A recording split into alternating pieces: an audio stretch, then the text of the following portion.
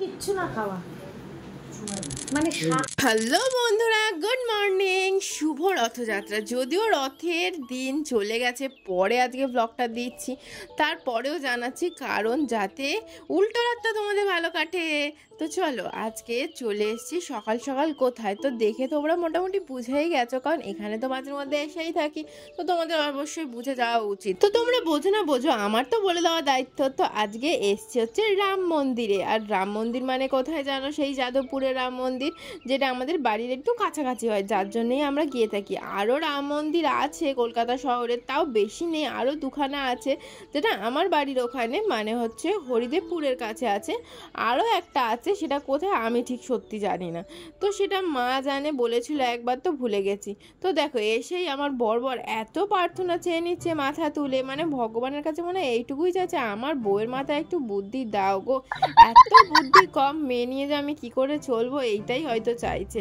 তো এই যে কথাটা বললাম, এটা তো আমার বর শুনে খুব খুশি হবে যে আমি বলেছি যে আমার মাথায় বুদ্ধি না, আর ও আমার জন্য বুদ্ধি চাইছে ভগবানের কাছে। তো যাই হোক, ও বুদ্ধি চাক, আর আমার মাথায় বুদ্ধি নেই সেটা আমিও যদিও একটু হলেও জানি। তো তোমরা কিছু মনে করো না, নিজেকে নিজেই বোকা বলছি, কারণ সত্যি আমার মাথায় বুদ্ধিটা ওর তুলনায় তো অবশ্যই কমই আছে। অনেক লাইন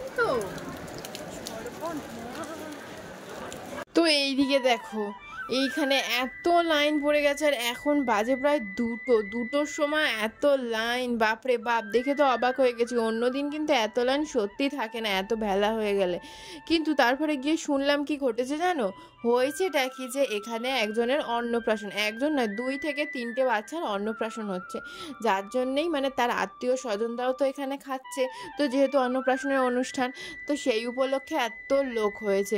কিন্তু আমাদের সত্যি ভাগ্যটা এত ভালো ছিল, তোমাদেরকে কি বলবো। আর কিন্তু এদিকে বৃষ্টি হয়ে চলেছে, কিন্তু এদিকে কি ঘটেছে জানো? আমাদের একেবারে এই পুরো লাইনটা একসাথে ঢুকিয়ে নিয়েছে, মানে যত লোক আছে দেখেছো, প্রায় মনে হয় 500টা লোক ছিল। তো লাইনে দাঁড়াতে তখন খুব দুঃখ লাগছিল, মনে হচ্ছিল যেন সত্যি আজকে আর লাইন শেষ করে ঢুকতে পারবো, কিন্তু তারপরে দেখি কি মজা, উফ, সত্যি খুব রিলিফ লাগছিল। আমি তো ভাবছিলাম মনে হয় 2-3টে ব্যাচ হবে, তারপরে খেতে পারবো, কতক্ষণ যে দাঁড়াতে হবে। তো কিন্তু এনারা কিন্তু সত্যি টাইমের মধ্যে মোটামুটি 3টের মধ্যে খাইয়েই ছাড়ে সব লোককে। তো দেখো, এইবারে সব লোককে ঢুকিয়ে দিয়েছে, কিন্তু এইবারে আর বসার জায়গা পাচ্ছে না। প্রত্যেকবার যেরকম সবাই একসাথে বসি, কিন্তু এইবারে কি হয়েছে বলো তো, পুরো সবাই ছিন্ন ছিন্ন হয়ে গেছিলাম, প্রায় সবাইকে আলাদা বসতে হয়েছিল, প্রায় কি সবাইকে। আমরা গেছিলাম 4 জন, আমি, বাবু, ভাই আর হচ্ছে মা। তো দেখো, আমরা বসেছি 4 জনেই হচ্ছে আলাদা আলাদা। তো এখানে আমি বসেছি, দেখো 2টো আননোন লোক পাশে আমার দিকে এমনভাবে দেখছে, সত্যি ভীষণ হাসি লাগছিল। আর সামনে বসেছিল আমার মানে দেওর, আর এই দেখো বাঁ দিকে বসেছে আমার বর, আর আমার শাশুড়ি মাকে তো আমি খুঁজেই পাচ্ছিলাম না, এদিক ওদিক ভালো করে তোমাদের ক্যামেরার মাধ্যমেই সত্যি আমি নিজেও দেখছিলাম, কিন্তু দেখে তো আমি খুঁজেই পাচ্ছিলাম না। তারপরে আমি দেখতে পেলাম আমার শাশুড়ি মাকে, সেই এক কর্নারে একটা মোটা সাইজের লোকের পাশে বসে আছে, উঁকিঝুঁকি মারছে। উঁকিঝুঁকিটা না মারলে তো আমি ওনাকে দেখতেই পেতাম না।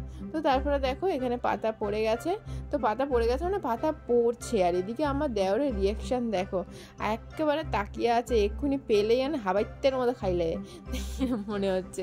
তো দেখো, তারপরে পাতাগুলো পড়ছে, তো আমারও বেশ মজা লাগছে, কারণ বেলা হয়ে গেছিলো এতটা। আর তারপরে হচ্ছিলো আমার একটা ফেভারিট খাবার এখানে, তো কী হতে পারে তার জন্য ওয়েট করতে হবে, দেখতে হবে কি হচ্ছে।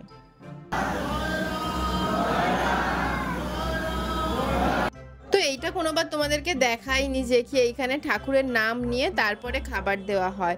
তো আমার প্রিয় খাবারটা সেটাও কিন্তু তোমরা দেখে ফেলেছো, সেটা কি খিচুড়ি। আসলে আমার সত্যি বলছি, খিচুড়ি খেতে কিন্তু ভীষণ ভালো লাগে। আর তার সাথে ভেবেছিলাম বেগুনি, কিন্তু একটু স্ক্যাম হয়ে গেছে, পড়েছিল হচ্ছে কুমড়োর কুমড়ি যাকে বলে। জানি না তোমরা জানো কিনা এটাকে, আমি তো জানি কুমড়ি বলে, তো তোমরা কে কি জানো আমাকে জানা। কমেন্টসের মাধ্যমে। তো চলো, খাওয়া দাওয়া হয়ে গেছে, হাত ধুয়ে নিয়েছি, আর হাত ধুয়ে বেরোনোর সময় মা দিয়ে দিল হাতে হচ্ছে পায়েস, যেটা তো খেয়েছে। সত্যি একটা জিনিস তোমাদের বলা হলো না, সেটা হচ্ছে যে খাবারে কি কি খেলাম। শুধুই কি কুমড়ি আর খিচুড়ি না, আরও অনেক আইটেম ছিল, কিন্তু সেটা দেখার জন্য অবশ্যই তোমাদের কোথায় চলে যেতে হবে, মিনি ব্লগে। কারণ খাবার প্রত্যেকটা আইটেম আমি কোথায় দেখাই, অবশ্যই মিনি ব্লগে। তো চলো সেখানে গিয়ে তোমরা দেখে নিও। আর এখন দেখো মা দিয়ে দিয়েছে আমার হাতে পায়েস। তো ভাবছো এই পায়েসটাকে আমার খাওয়ার জন্য? না, এটা নিয়ে যাচ্ছে হচ্ছে আমার শ্বশুরমশাইয়ের জন্য, যেহেতু এটা প্রসাদ, ওনাকে দেওয়ার জন্যই নিয়ে যাচ্ছে মা। তো তারপরে ওখান থেকে বেরিয়ে চলে গেলাম হচ্ছে আরও একটা জায়গায়। সেটা কোথায় বলো তো? এই যে দেখতে পাচ্ছ একটা দোকানে। তো এটা দোকানটা কিসের? তো দেখে বুঝেই গেছে, প্রথমেই লেখাই আছে পাঞ্জাবির দোকান। তো পাঞ্জাবির দোকানে গেছিলাম এটা পাঞ্জাবি কিনতে, কিন্তু ভাবছো হঠাৎ পাঞ্জাবি কিনতে গেলাম কেন রথের দিনে? আর তাও দেখো কি রঙের পাঞ্জাবি কিনছি, একদম সাদা রঙের। তো বুঝতে পারছো যে কি হতে পারে।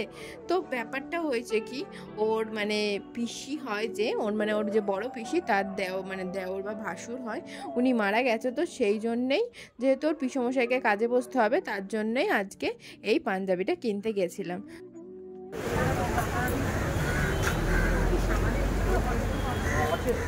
তো পাঞ্জাবি কিনে চলে গেছিলাম হচ্ছে মিয়া মোড়ে। কিন্তু ভাবছো এই তো খিচুড়ি খেয়ে এলাম, তাহলে আবার মিয়া মোড়ে ঢুকলাম কেন?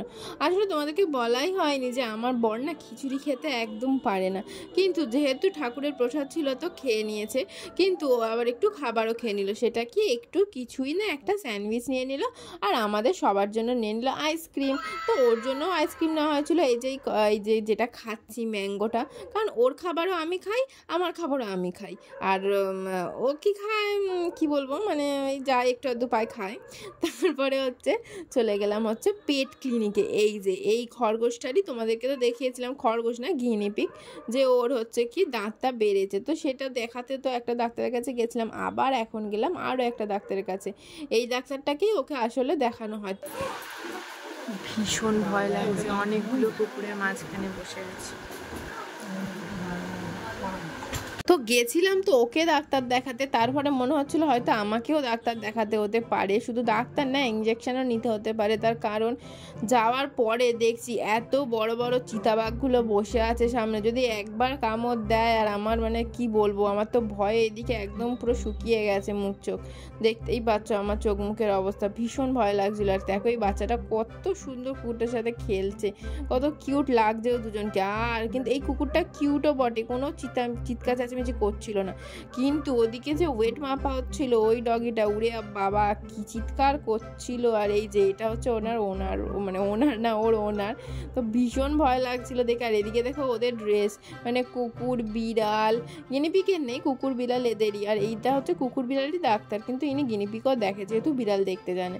তো তারপর দেখো ডাক্তার দেখে নিচ্ছে ভালো করে ওকে। ওর নাকি নিচের দাঁত, মানে মানুষের তো ওপরের দাঁত, মানে ওপর নিচ না, নিচ থেকে মানে ভেতর থেকে দাঁত বড় হচ্ছে, যার জন্য আর এত কষ্ট হচ্ছে, কিছু খেতেই পারছে না।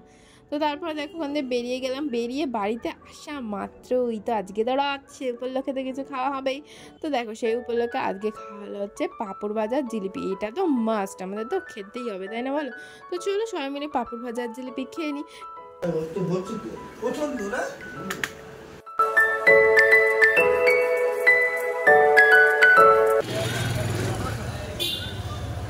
তো চলো, জিলিপি আর পাঁপড় খাওয়া হয়ে গেছে, এখন কোথায় যাবো? মেলায়। হাসবে না মানে। তো যেমন বললাম তোমাদেরকে, আমরা জিলিপি পাঁপড় খেয়ে নিয়েছি। রথের দিনে যেটা মাস্ট খেতে হয় সেটা খেয়ে নিয়ে এসে গেছি রথে। তো রথের মেলায়, রথে তো উঠে ঘুরছি না, বুঝলে। তারপরে হচ্ছে রথের মেলায় এসে তো জিলিপি পাঁপড় তো খাওয়া হয়ে গেছে ঘরের মধ্যেই, যেহেতু বাইরের জিনিস খাবো না ওই জন্যেই। কারণ দেখেছো তো আমি এক্সারসাইজ করছি, তো যার জন্যে বাইরের খাবার খাবো না বলেই জিলিপি আর হচ্ছে পাঁপড়টা ঘরেই খেয়ে নিয়েছি। তো তারপরে দেখো রথে সেই এক কথা বলে গেছি, যেন রথের ওপর রথে উঠে যেন আমি ঘুরে বেড়াচ্ছি। তো তারপরে রথের মেলায় এসে এইখানে দেখো কত সুন্দর ফুলের এগুলো দেখছিলাম, ভাবছিলাম মাথার জন্য একটা কিনবো। কারণ আমি ওই যে একবার পড়েছিলাম, তোমাদের হয়তো নিশ্চয়ই মনে নেই, আমি রেজিস্ট্রির দিনকে পড়েছিলাম, তারপরে যে কোথায় হারিয়ে ফেললাম ফুলের ওইটা আর খুঁজেই পেলাম না। তো চলো আমি এটা কিনেও নিয়েছি গার্ডারে, সেটা তোমাদেরকে পরে যখন পরবো দেখাবো। আর এইটা ব্রেসলেটটা ভাবছিলাম কিনবো, বেশ সুন্দর, কিন্তু এই শাঁখা পালার সাথে না এটা আর ভালো লাগে না, মানে ওই ব্রেসলেটটা দেখাই যায় না। আগে যখন খালি হাত ছিল বিয়ের আগে তখন তো পরলে দেখা যেত, এখন শাঁখা পালার কারণে তো আর দেখা যায় না, ওই জন্য ব্রেসলেটটা নিলাম না। আর তারপরে এই দুল দুটো অবশ্যই নিয়েছিলাম, কারণ পরের তো পকেট একটু হলেও খালি করতে হবেই।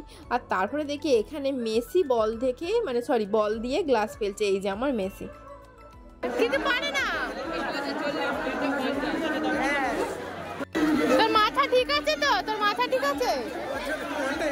দেখো মেসি তো ফেলতে তো পারলো না, বরং তুই বাচ্চাটার মাথায় লাগিয়ে দিল জানো, দুরুম করে। আর এই দিকে দেখো মেসির বউয়ের খেলাটা দেখো।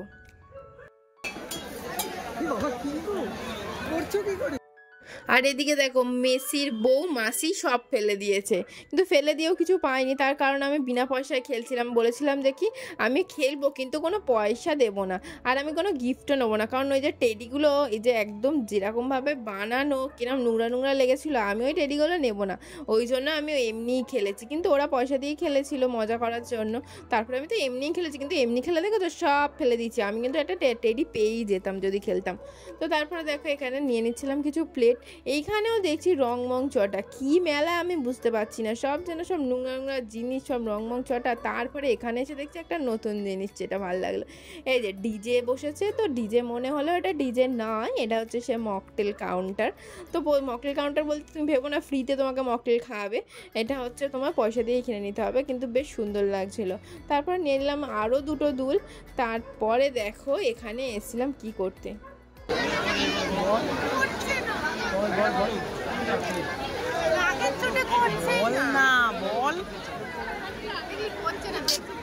তুই জানা। তো আমি একটু বাবলসগুলো নিয়ে খেলবো ভাবলাম, তো কাকুটা আমাকে জানো এত রাগ করে ভেবেছে আমি কিনবো না, ওই জন্য আমাকে ওই বাবলসগুলো নিয়ে একটু খেলতেও দিল না। তো তারপরে চলে গেলাম হচ্ছে অ্যাকোরিয়ামের ওখানে। তো ভাবছিলাম আমি একটা অ্যাকোরিয়াম কিনবো, আমার খুব ইচ্ছা করে একটা অ্যাকোরিয়াম, বেশ ঘরে থাকলে না আমার খুব মাছ মানে ভালো লাগে, বাট আমি কি করে রাখবো, আমিগুলো তো যত্নই ভালো করে করতে পারবো কি তার নেই ঠিক। তো তার জন্য নিলাম না, কিন্তু আমি পরে নেবো এটা ভেবে রেখেছি। তো তারপরে দেখো গেলাম রথের মেলায়, কিন্তু একটা রথ মানে আসল যে রথ সেটাই নাকি নেই, মানে চলে গেছে, কোথায় চলে গেছে আমি জানি না।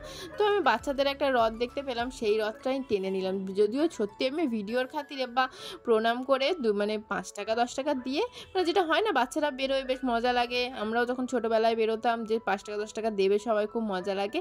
তো সেখানে একটু রথ টেনে, আর এখানে দেখো একটা বড় রথ ভাগ্যিস দেখতে পেয়ে গেলাম। তো এখানে প্রণাম করে আজকের ব্লগ এখানেই শেষ করলাম। তো তোমাদের ভালো লাগলে প্লিজ লাইক শেয়ার সাবস্ক্রাইব করে দিও। Tata bye bye.